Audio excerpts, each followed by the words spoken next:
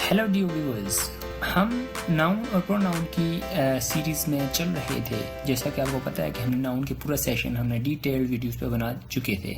उसके बाद हमने प्रोनाउन के सेशन पे स्टेप रखा था और उसमें प्रोनाउन की हमने एक स्टार्टिंग वाली इनिशिएटिव वीडियो हम बना चुके हैं, जिसमें हमने प्रोनाउन की डेफिनेशन पढ़ी है और चंद है कि उसकी टाइप्स को डिस्कस किया था with examples, with great explanations.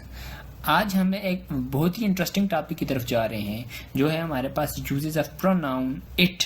It के यूजेस क्या हैं इंग्लिश ग्रामर के अंदर। हम इंग्लिश के अंदर इट को किधर इस्तेमाल करते हैं, कब इस्तेमाल करते हैं, इसका इस्तेमाल किधर है। वैसे तो हमें इसके बारे में थोड़ा ही बहुत मालूम है कि इट को हम जो है नॉन लिविंग थिंग्स के लिए यूज़ करते हैं। ये एक ऐसा प्रोनाउन है जो थर्ड पर्सन प्रोनाउन है और इसको हम नॉन लिविंग थिंग के लिए यूज़ किया जाता है। लेकिन आज हम इसके बारे में पढ़ेंगे कि इट के इसके अलावा और कितने यूजेज हैं इंग्लिश के अंदर, हम इसको और किधर किधर इस्तेमाल कर सकते हैं।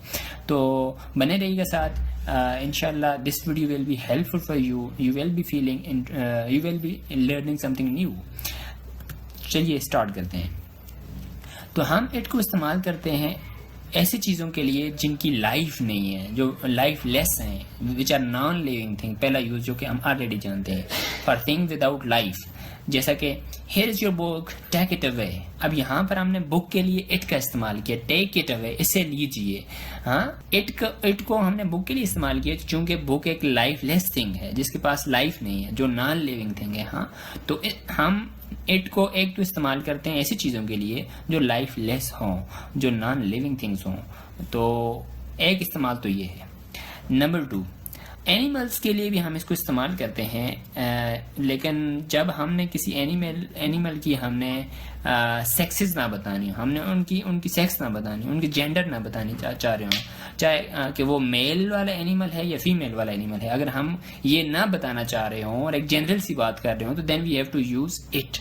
जैसा कि हम इधर आप एग्जांपल्स में देख सकते हैं, He loves his dog and cannot do without it. यहाँ पे dog के लिए हमने it इस्तेमाल किया। We don't know the dog is actually female or male, bitch or dog exactly, but we are using this it जब हमें नहीं पता कि डॉग की सेक्स क्या है या इसकी जेंडर क्या है। हाँ, तो जब हम ये मेंशन ना करना चाह रहे हो तो तब हम it का इस्तेमाल करते हैं एनिमल्स के लिए।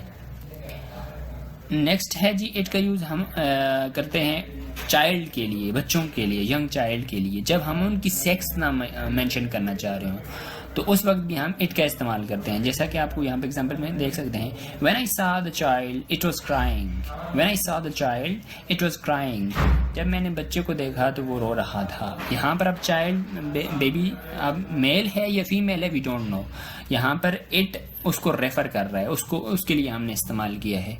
या we are not intended to show the sex of that very particular baby. Okay, तो यंग चाइल्ड की जब हमने सेक्स की बात ना करनी हो, एक जनरल सी बात कर रहे हैं, चाहे वो मेल है या फीमेल बेबी है, तो we will have to use it as a pronoun for them. Okay, next है जी, हमारे पास इट को हम इस्तेमाल करते हैं ऐसी स्टेटमेंट के लिए जो हम ऑलरेडी कह चुके हैं। सेंटेंस के अंदर जब हम एक स्टेटमेंट पहले बोल चुके हैं, अब हम उसी की बात अगर दोबारा करना चाह रहे हैं तो हमें उसके लिए प्रोनाउन इट का इस्तेमाल करना पड़ेगा। For example, he is telling what is not true as he knew it, he knows it. अब पीछे जो he is telling what is not true, ये पूरी एक स्टेटमेंट है, और ही न्यूज इट, ये भी एक स्टेटमेंट है। हमारे पास दो जुमले हैं यहाँ पर, दो क्लॉजेज हैं, सॉरी। इसके अंदर जो इट आया है ये हमें पिछली स्टेटमेंट को रेफर कर रहा है, उसके बारे में बात कर रहा है। ये इट से मुराद वही वाली बात है, he is telling what is not true. तो ये उसको पता था ना, it was known to him, तो इसको रेफर कर रहा है। ये इस स्टेटमेंट के लिए हम लोगों ने इट का इस्तेमाल किया है। दूसरी एग्जांपल में देखें, he deserved his punishment as he knew it. उसको अपनी पनिशमेंट के बारे में पता था। अब हमने इस पिछली वाली स्टेटमेंट के लिए आगे जब इसी की बात करनी है तो हमने इट का इस्तेमाल किया। एक इट का इस्तेमाल यहाँ पर इस चीज़ के लिए भी होता है, जब कोई स्टेटमेंट जो हमने पहले बोली है उसके लिए दोबारा हम अगर कुछ बोलना चाह रहे हैं तो then we will have to use it. Next है जी, फिफ्थ यूजेज है इसका, बड़ी नाइस है। हम most of the time we use it but we do not know what function it is performing here. देखें, as a provisional or temporary subject before the verb to be when the real subject follows, हाँ जब real subject sentence के अंदर follow कर रहा हो, मतलब आगे आ रहा है जुमले के अंदर, और उस वक्त हम इसको एक टेम्पररी सब्जेक्ट बना के इट को इस्तेमाल कर देते हैं। जैसे पहले सेंटेंस के अंदर आप देख सकते हैं it is easy to find fault. अब असल में ये जुमला क्या है, to find fault is easy, sorry यहाँ पे टू फॉल्ट इज ईजी लिखा हुआ है, तो ये असल में क्या है, to find fault is easy. अब टू फाइंड फॉल्ट हमारे पास सब्जेक्ट था, हमने इस सब्जेक्ट को उठा के आगे ले आए हैं और टेम्पररी सब्जेक्ट इसको बना दिए इट को, it is easy to find fault. इसी तरह दूसरा जुमला देखें, it is doubtful whether he will come or not is doubtful. Subject पूरा क्या था, weather he will come or not, मतलब इस तरह का एक सेंटेंस है। अगर हम इसको थोड़ा सा चेंज करें तो इट की फिर जरूरत नहीं थी, लेकिन अब हमने तो क्या कर दिया, इट को टेम्पररी सब्जेक्ट बना के जो हमारा ओरिजिनल सब्जेक्ट है उसको आगे ले गए हैं और जुमले को इस तरह लिख लिए, it is doubtful whether he will कम। तो इट का एक इस्तेमाल ये भी है। अगला इस्तेमाल देखते हैं इट का हमारे पास क्या है जी, to give emphasis to the noun और प्रोनाउन फॉलोइंग। हाँ किसी नाउन के ऊपर या प्रोनाउन के ऊपर जब आप एम्फेसिस देना चाह रहे हैं तब भी आपने इट का इस्तेमाल करना है। जैसे हम यहाँ पे एग्जांपल्स में देखते हैं, it was you who began the call, ये तुम ही थे जो, अब हम यू पे एम्फेसिस देना चाह रहे हैं इसलिए हमने इस जुमले को इट की मदद से चेंज करके थोड़ा लिख लिया है, इट का इस्तेमाल करते इट वाज यू, ये तुम थे उसको एम्फेसिस देने के लिए, हु बिगेन द कॉल, जिसने झगड़ा स्टार्ट किया। तो हम सीधी तरह भी बोल सकते थे यू बिगेन द कॉल, तुमने झगड़ा स्टार्ट किया था। तो लेकिन यहाँ पर हम एम्फेसिस नहीं दे पा रहे हैं ना यू पे, एम्फेसिस देने के लिए नाउन या प्रोनाउन पर हम इसको इस्तेमाल करते हैं इट को।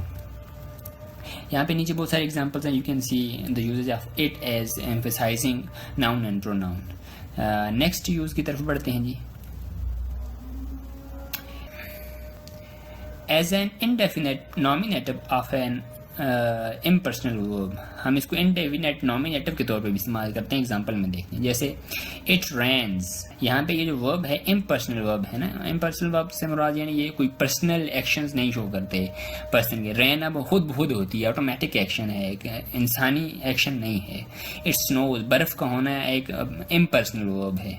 तो जब हम इन वर्ब्स के लिए सब्जेक्ट को इस्तेमाल करेंगे, या कोई मर्द मतलब कोई पर्सन तो नहीं होगा ना जो उन कामों को करता है, यानी उसको हम सब्जेक्ट बना दें, देयरफॉर हमें इट का इस्तेमाल करना पड़ता है वहाँ पे, और हम इसको बोलते हैं एज एन इनडेफिनेट नॉमिनेटिव। ये इनडेफिनेट नॉमिनेटिव प्रोनाउन का काम यहाँ पे कर रहा होता है, सब्जेक्ट का काम कर रहा होता है।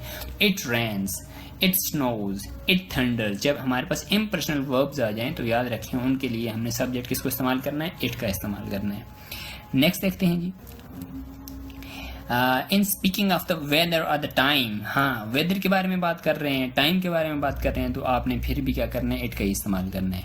जैसे it's winter, it is 10 o'clock, it is 9 o'clock। Time की बात कर रहे हैं या वेदर की बात कर रहे हैं तो आप उस वक्त भी इट की बात करेंगे, यानी उधर सब्जेक्ट के तौर पे हमने इट का इस्तेमाल करना है। Thank you for watching my video, and if you liked it okay then you should go to the bell icon and press it and subscribe my channel in order to get new videos again. Thanks.